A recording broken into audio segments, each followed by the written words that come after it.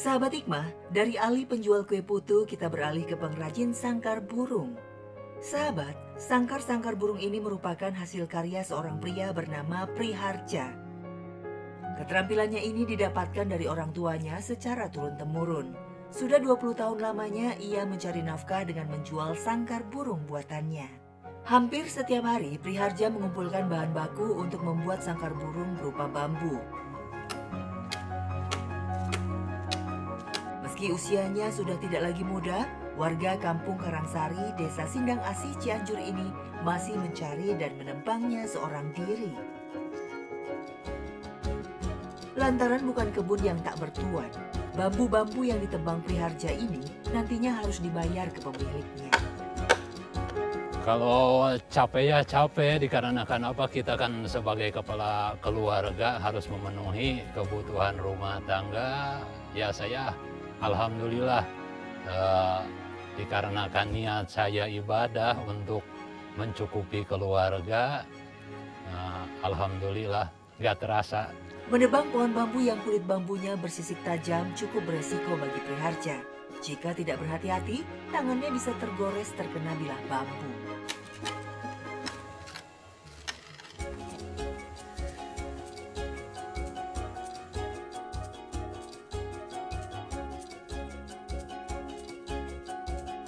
Pohon bambu yang telah ditebang kemudian digotong Priharja, dibawa pulang ke rumahnya yang cukup jauh dengan berjalan kaki.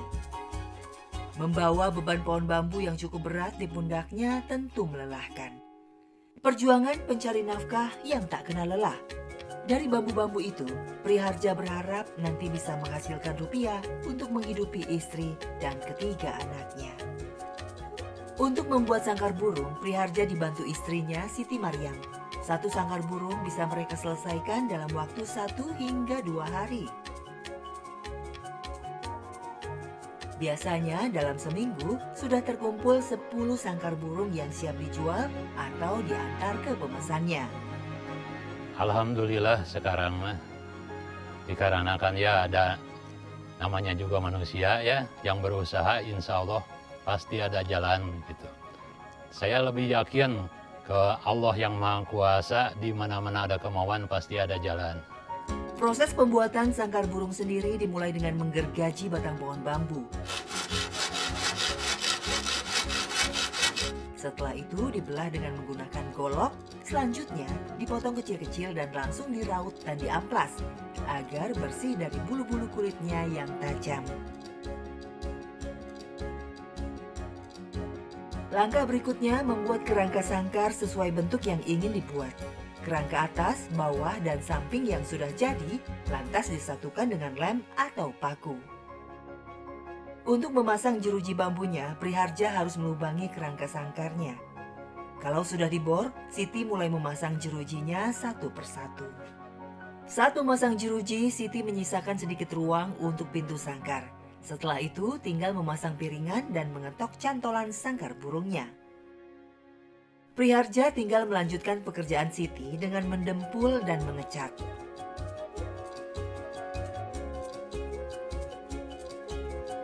Usai dicat, sangkar burung itu harus dijemur sampai benar-benar kering dan hilang bau catnya.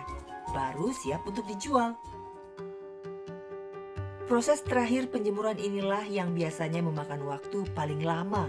Kesulitan dalam membuat sangkar burung itu cuaca di mana-mana hujan, itu agak telat. Dikarenakan kan itu pakai dempul sama cat. Dempul sama cat itu harus menggunakan sinar matahari gitu. Assalamualaikum. Waalaikumsalam warahmatullahi wabarakatuh. Bu Siti. Punten bade tumaros, ya tepan suami nuju keluar. Bade naroskeun harga kurung. Kurung anu itu sabarahan. Oh, mangga bade anu mana? Anu warna ieu sabarahan. Nu bareum teh 60.000 ieu teh. Oh, mahal banget. Kumaha mun 25.000 teh sete. Teu tiasa 25 mah da kumari modalna langsung bisa kitu. Ya atulah tamihan 5.000 deui jadi 30.000 nya kumaha? Wah, biasa puntennya. Ya meunik kitu si Ama. Bisa. Upami 50 mah mangga. Itu satu hari gitu mah. Tapi naras-naras harawe nya Ya, anya. Assalamualaikum. Waalaikumsalam. Sangkar burung yang sudah jadi dibawa oleh Priharja untuk dijual. Dengan menggunakan pikulan, Priharja mengangkut 4 sangkar burungnya berjalan kaki keliling kampung sekaligus mengantarkan ke alamat pemesan. Sangkar burung buatannya itu dijual dengan harga mulai dari 60 hingga 180 ribu rupiah. Penghasilannya dari berjualan itu tidak menentu lantaran pembelinya sangat terbatas. Udah ini pesanannya yang kemarin.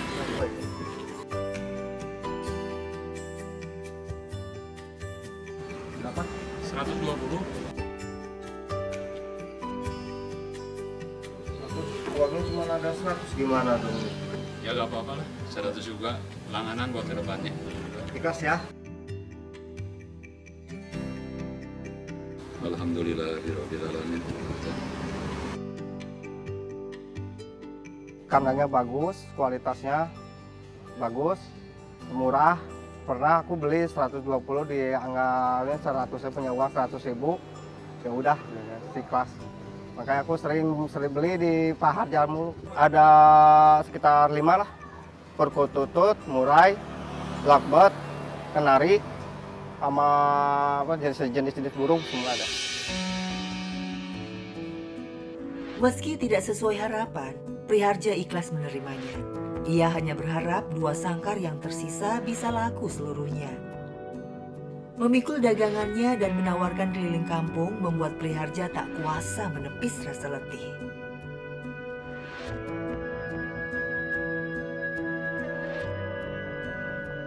Namun cobaan lain rupanya masih menghadang Priharja dalam ikhtiarnya menjemput rezeki.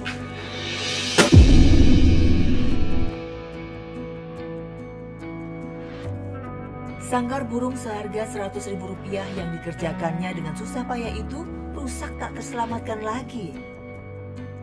Namun Priharja pantang menyerah. Ia tetap meneruskan langkah mencari pembeli sangkar burung buatannya. Dan alhamdulillah Allah mengabulkan doanya. Sangkarnya berapa? 60. Bisa kurang? Gak bisa.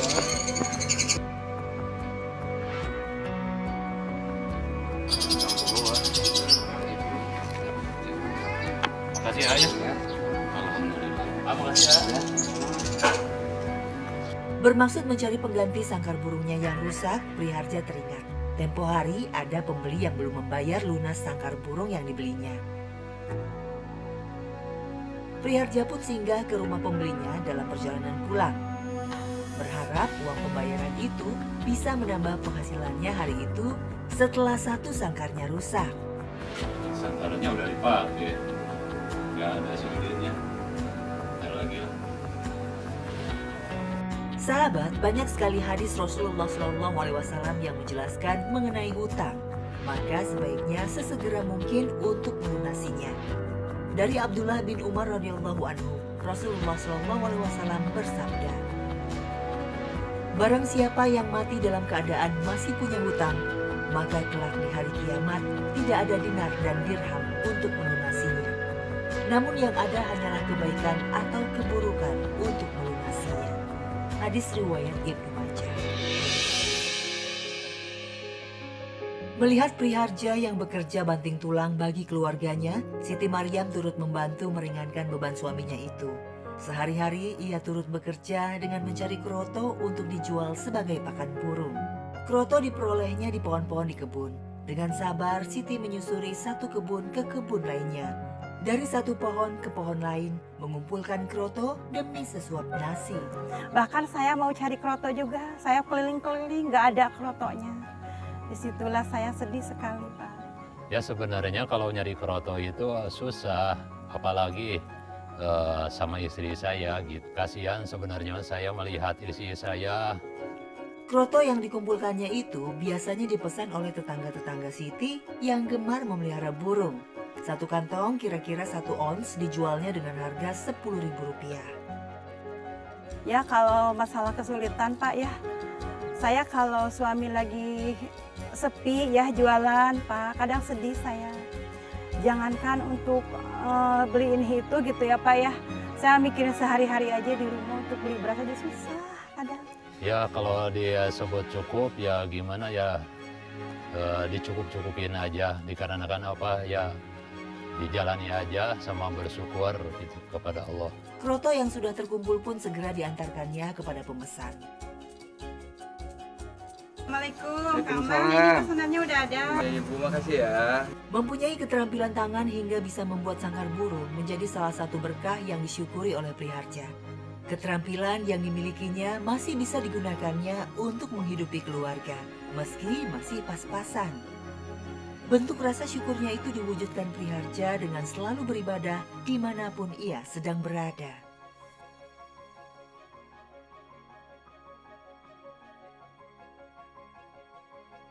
Harapan dan doa saya untuk kedepannya mudah-mudahan saya usahanya lebih berkembang untuk membahagiakan keluarga saya. Mudah-mudahan ada yang ngasih modal untuk usaha saya gitu.